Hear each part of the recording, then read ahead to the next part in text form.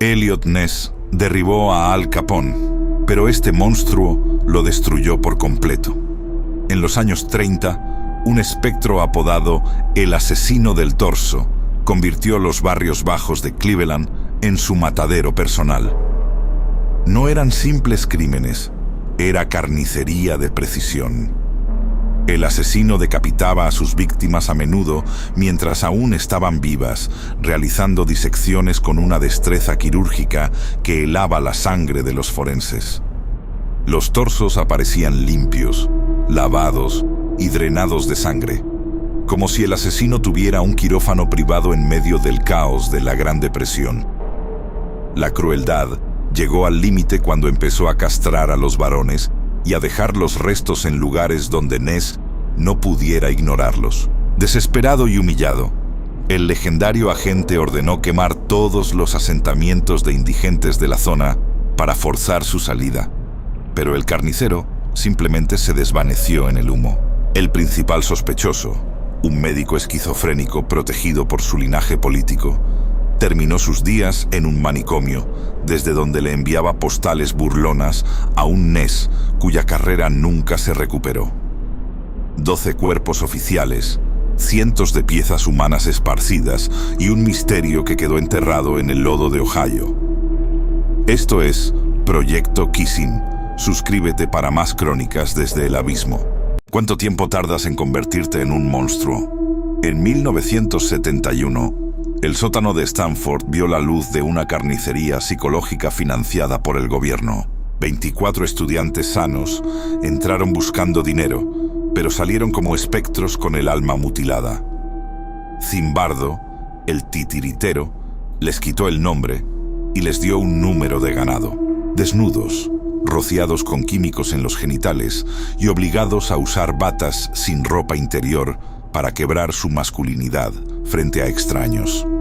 El aire se llenó del hedor rancio de cubetas de excrementos que los guardias prohibían vaciar, obligando a los chicos a dormir y comer entre su propia podredumbre.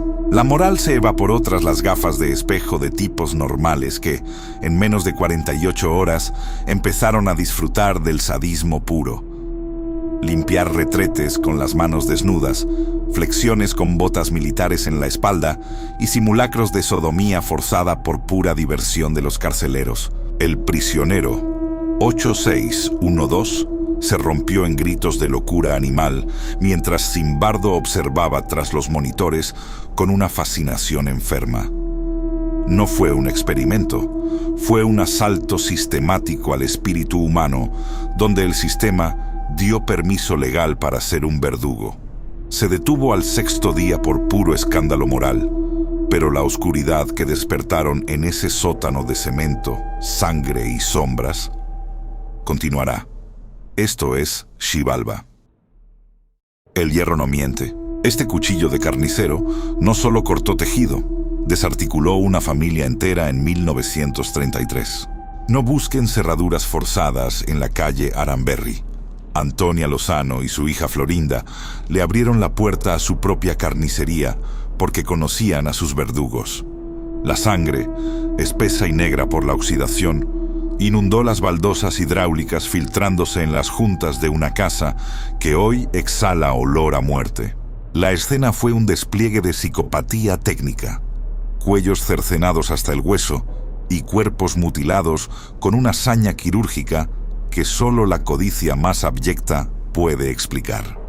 Mientras la leyenda se distrae con el grito de un loro, nosotros analizamos la mecánica de la herida y la traición de un sobrino que tasó la vida de su propia sangre en unas cuantas monedas de oro. En Proyecto Kissing no narramos cuentos, diseccionamos la realidad. El análisis forense completo de las heridas y las fotos del expediente original están en el video largo. Entra bajo tu propio riesgo. Esto es Proyecto Kissing. La nieve de 1929 en Germantown no era blanca. Era el sudario de una familia que posó para su propia muerte. Imagina el frío cortante de aquella Navidad, mientras Charlie Lawson, un granjero de tabaco de mirada vacía, obligaba a su esposa y a sus 7 hijos a vestir sus mejores galas para el retrato. En una época de miseria, aquel gasto era absurdo. Un lujo innecesario que hoy entendemos como una macabra despedida. Mientras el obturador capturaba sus últimas sonrisas, él ya decidió todo. El 25 de diciembre, el horror comenzó en el granero. Con la precisión de quien cosecha tabaco, emboscó a sus hijas mayores y luego se dirigió a la casa. No hubo piedad, ni siquiera para la pequeña Mary Lou, de solo 4 meses. 7 disparos rompieron el silencio del crudo invierno en la granja. Dejó tras de sí una escena grotesca y ritualista. Charlie colocó los cuerpos con las manos cruzadas y piedras bajo sus cabezas, como si buscara otorgarles una almohada para el sueño infinito. El único sobreviviente, su hijo Arthur, se salvó solo porque el destino lo envió a un recado a la ciudad. ¿Fue una lesión cerebral tras un golpe en la cabeza lo que desató al monstruo? ¿O fue el peso de un secreto de incesto y vergüenza lo que Charlie intentó enterrar con pólvora? La respuesta se la llevó él mismo al bosque, donde se quitó la vida, dejando que su hermano iniciara un negocio macabro. Convirtió la casa en un museo del horror donde los turistas pagaban por ver el pastel de Navidad que nunca se probó. Esto no es solo historia criminal. Es el eco de una mente quebrada que decidió que el amor y la muerte eran la misma cosa. Bienvenidos a la oscuridad real. Bienvenidos a Xibalbá. Bienvenidos al Proyecto Kissing. Hoy descendemos a la boca misma de Xibalbá, las grutas del Oltún. No es un simple destino turístico, sino una herida abierta en la tierra de Yucatán, donde la luz muere y el silencio devora. Aquí, los antiguos mayas escuchaban el pulso del inframundo. Al entrar, dejas atrás el aire cálido para ser abrazado por una humedad que se siente como piel muerta. En la oscuridad total, la realidad se fragmenta y los ojos empiezan a ver lo que nunca debió salir a la luz. Kissing, el señor de la muerte, no habita en un plano espiritual lejano. Él respira a través de estas grietas de piedra sudada. Loltún significa flor de piedra, pero su aroma real es a tierra mojada y a algo que recuerda a la carne vieja. Para los antiguos, estas cuevas eran seres vivos con un hambre insaciable. Al caminar por estas galerías, sientes cómo las paredes parecen cerrarse sobre ti, buscando asfixiar tu aliento. No eres un turista, eres un invitado a un reino donde el sol es solo un mito borroso y muy lejano. Mira las paredes con atención. Esas manitas negras no son simples dibujos ceremoniales, son gritos petrificados en el tiempo. Cientos de impresiones humanas que parecen intentar escalar hacia la superficie, como si algo desde el fondo más abisal las estuviera arrastrando hacia el vacío absoluto. La textura de la roca es rugosa, casi orgánica, y bajo el haz de tu linterna, las sombras parecen cobrar voluntad propia. ¿Eran rituales de paso o eran súplicas desesperadas de quienes sabían que no volverían a ver el día? El silencio en Loltún es una mentira peligrosa. En ciertos niveles, el aire golpea las columnas naturales y produce un eco metálico, una sinfonía de ultratumba que se clava directamente en tu sistema nervioso. Se dice que es el canto de los aluxes, guardianes celosos que protegen el tesoro de Kissing. Salir del Loltún es como volver a nacer, pero la oscuridad se queda impregnada en tu ropa y en tu piel. Has visitado la casa de Kissing y has regresado, aunque el señor del inframundo ahora conoce perfectamente el calor de tu sangre. Bienvenidos a las profundidades del Xibalbá de Cyrul, donde hoy diseccionamos la historia de Roch Thériault, un carnicero que utilizó la fe como un bisturí para mutilar almas en el desierto de Quebec. Thériault, autoproclamado Moisés, aisló a sus seguidores en la selva eterna, convirtiéndolos en esclavos mediante el hambre y el terror psicológico antes de pasar a la carnicería física más absoluta. Sin anestesia y armado con cuchillos de cocina oxidados, realizaba supuestas cirugías divinas que no eran más que sesiones de tortura sádica. A Solange Boilard le abrió el abdomen de arriba a abajo, arrancándole los intestinos con las manos desnudas mientras ella aún respiraba. A Gabrielle Lavallée le perforó el cráneo con un taladro manual y le amputó el brazo derecho con una sierra para metales, obligándola a presenciar cómo su propia carne era descartada entre rezos y gritos. Ni siquiera los niños escaparon a su depravación. El pequeño Samuel fue azotado contra una pared y arrojado vivo a una estufa de leña solo porque su llanto molestaba al profeta. Tras años de sangre, infecciones y gangrena, el horror terminó en 1989 con la huida de Gabrielle. Thériault fue condenado a cadena perpetua, pero su final fue tan violento como su legado. En 2011, un recluso lo apuñaló hasta la muerte, dejando que el hombre que se creía un dios se desangrara sobre el cemento gris de una celda. El mal real no necesita monstruos de ficción, solo requiere de un líder carismático y una Biblia para convertir el paraíso en una fosa común. Esto es el Xibalbá. Gracias por mirar al abismo con nosotros. Francia, 1764. En las montañas de Gévaudan, el silencio del bosque oculta a un depredador que no busca ganado, sino carne humana. Más de 100 muertes confirmadas, gargantas desgarradas y un terror que hizo temblar al mismísimo rey Luis XV. Pero esta no es una leyenda de hombres lobo. Es el expediente criminal más perturbador de la historia francesa. Las víctimas, principalmente mujeres y niños, no eran devoradas por hambre. Muchos cuerpos aparecían decapitados con una precisión quirúrgica que ningún animal salvaje podría replicar. Los testigos describían a una criatura masiva, con pelaje rojizo y una línea negra recorriendo su espina dorsal, moviéndose con una inteligencia casi humana. Aquí es donde la sombra recae sobre la familia Chastel. Jean Chastel y su hijo Antoine, hombres huraños con conocimientos de animales exóticos. La teoría más cruda sugiere que Antoine crió un híbrido, una hiena o un mastín de guerra, entrenándolo para cazar personas bajo el mando de un silbido en la oscuridad. Un asesino en serie operando detrás de una fiera. Cuando Jean finalmente abatió a la criatura en 1767, ocurrió algo inexplicable. La bestia no saltó sobre él, se quedó inmóvil, como si reconociera a su amo antes de recibir el impacto de una bala de plata. ¿Fue heroísmo o el acto final para ocultar las pruebas? El cadáver fue destruido rápidamente por orden real, enterrando para siempre la verdad biológica del monstruo. La bestia de Gévaudan murió, pero el hombre que sostenía su correa se llevó el secreto a la tumba. Suscríbete a Proyecto Kissing y cuéntanos en los comentarios, ¿crees que el verdadero monstruo caminaba en dos patas? Querétaro, 24 de abril de 1989. El silencio de la calle Hacienda del Veguil fue interrumpido por un horror que desafía la lógica humana.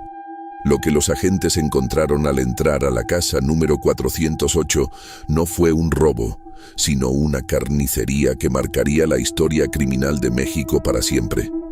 Aquel día, el destino de una familia cambió. Claudia Mijangos Arzac no era el perfil de una criminal desalmada, ex reina de belleza en Mazatlán, madre devota y maestra de catecismo. Su vida parecía el epítome de la perfección social. Sin embargo, detrás de esa fachada se gestaba un colapso psicótico alimentado por delirios místicos. Afirmaba escuchar voces y ver demonios acechando su hogar, pero a pesar de las señales, nadie intervino. Cerca de las 5 de la mañana, bajo el influjo de una alucinación auditiva que le indicaba que sus hijos debían ser protegidos de una conspiración maligna, Claudia tomó 3 cuchillos de cocina. El primer ataque fue contra el pequeño Alfredo, de apenas 6 años, iniciando una secuencia de violencia frenética que alertó a su hermana mayor, quien intentó detener la tragedia sin éxito. Claudia María, de 11 años, intentó defenderse y suplicar por su vida, pero la fuerza de su madre resultó superior. El acto final alcanzó a la pequeña Ana Belén, eliminada con la misma frialdad mecánica.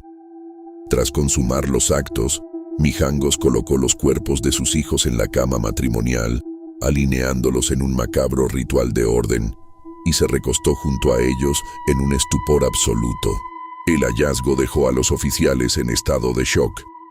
El hedor a hierro y la mirada perdida de la mujer confirmaban que su psique se había fragmentado de manera irreversible. Diagnosticada con esquizofrenia paranoide, la justicia la sentenció a 30 años de internamiento. En el año 2019, la llamada hiena de Querétaro recuperó su libertad a los 63 años. ¿Sabías que existió un lugar donde los seres humanos eran llamados troncos? En la unidad 731, el ejército japonés realizó actos que superan cualquier película de terror.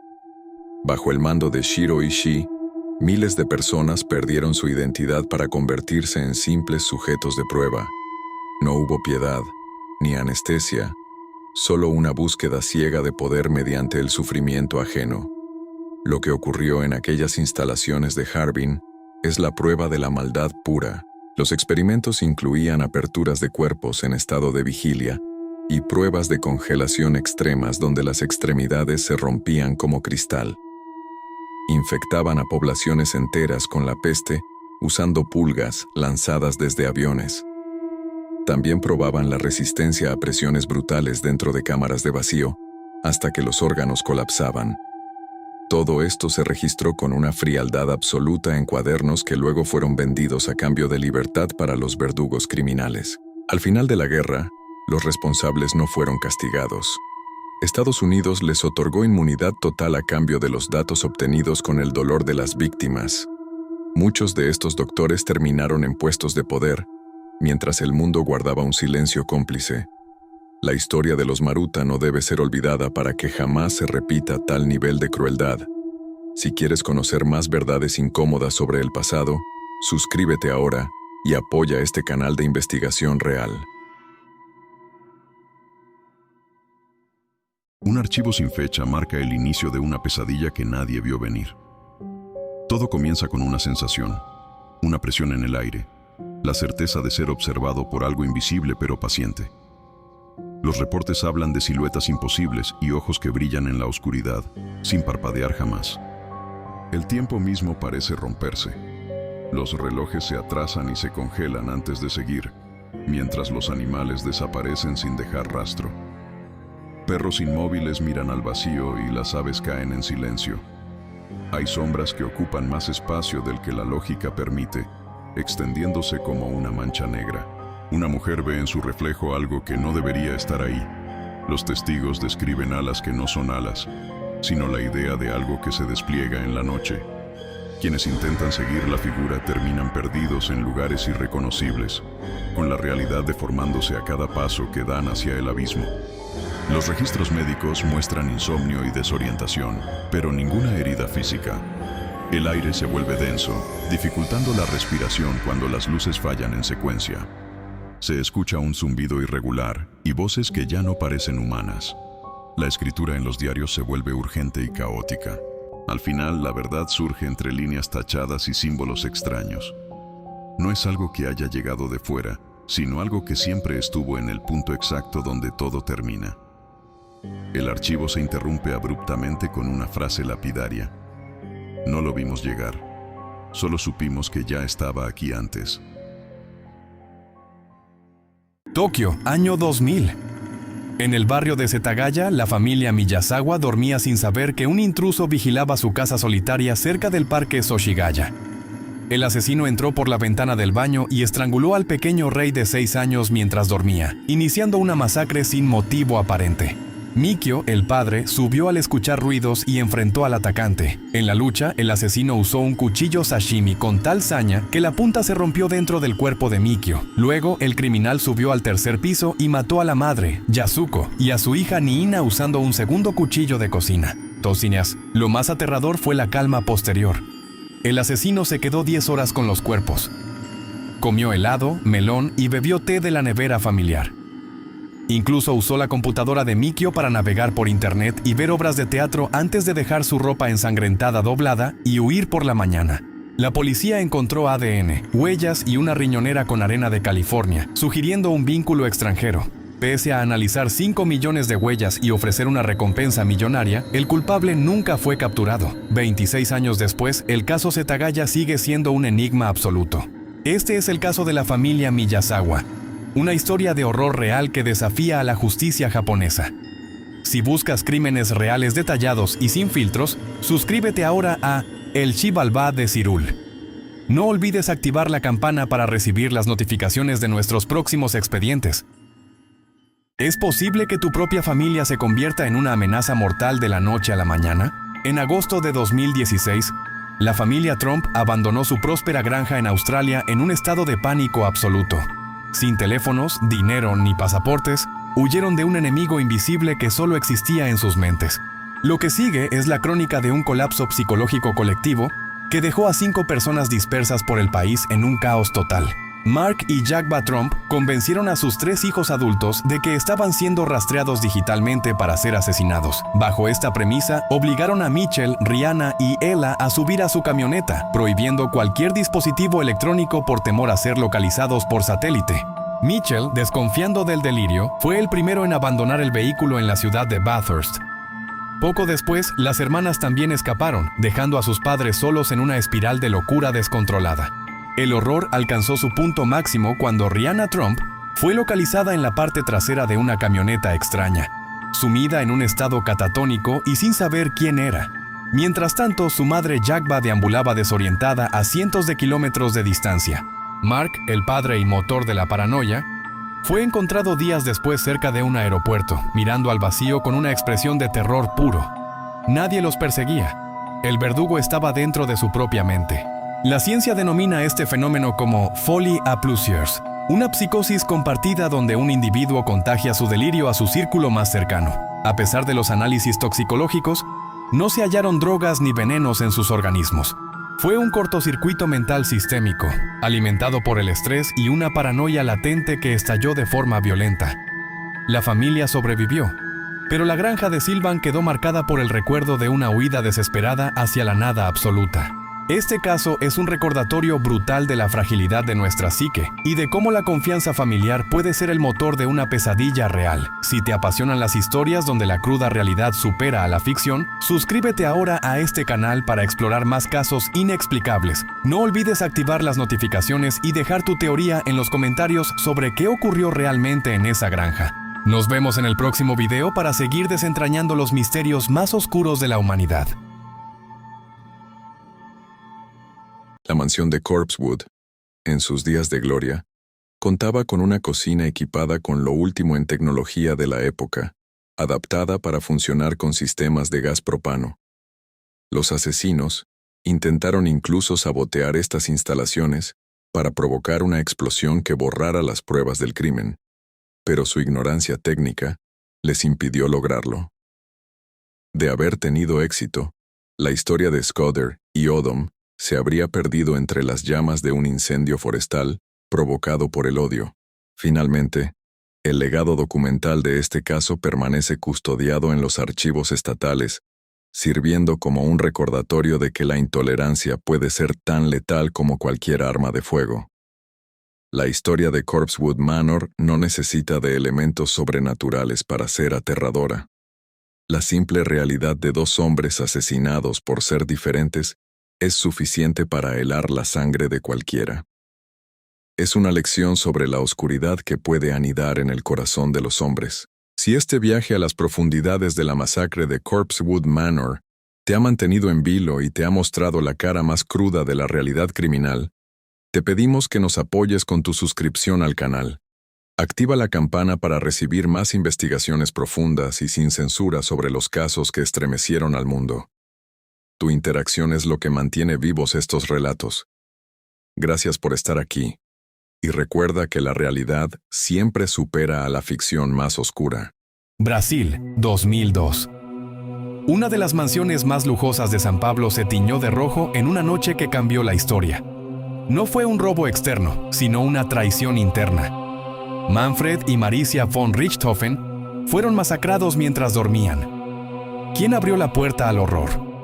Su propia hija mayor, Susan era la niña de oro, bilingüe, estudiante de derecho y de linaje europeo. Nadie sospechaba que tras su rostro angelical se gestaba un odio letal. El motivo no era solo libertad, sino una herencia millonaria. Junto a su novio Daniel y su cuñado Christian, planificó una ejecución sin piedad alguna. Entraron en silencio a la medianoche. Susan guió a los asesinos hasta el cuarto de sus padres. Los hermanos Craviños usaron tubos de hierro para destrozar sus cráneos. El sonido del hueso rompiéndose y la sangre salpicando las paredes marcaron el fin de una familia.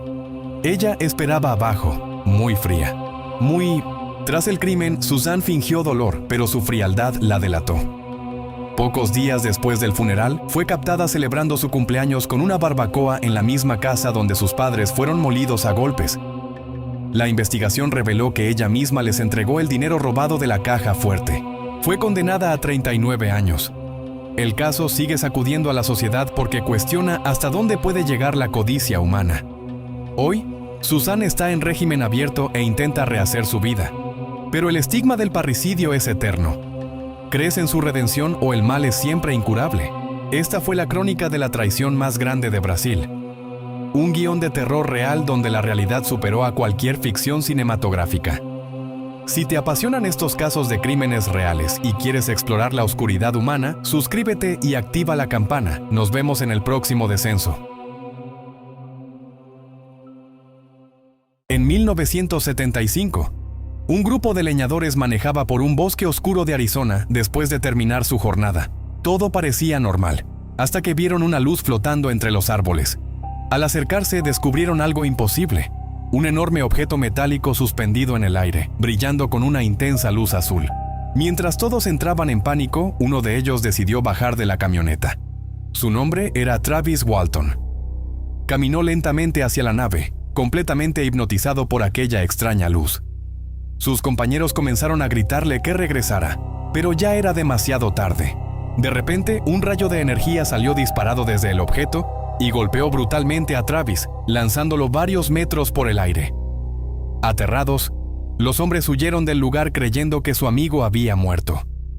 Pero minutos después regresaron, y Travis había desaparecido. La policía pensó que todo era una mentira. Sospecharon que los leñadores habían asesinado a Travis y usaban la historia del ovni como excusa. Pero entonces ocurrió algo todavía más perturbador. 5 días después, Travis Walton apareció vivo, desorientado, débil y completamente aterrorizado. Lo más extraño es que él juraba que solo habían pasado unas pocas horas. Según su relato, despertó dentro de una habitación metálica iluminada por una luz blanca cegadora.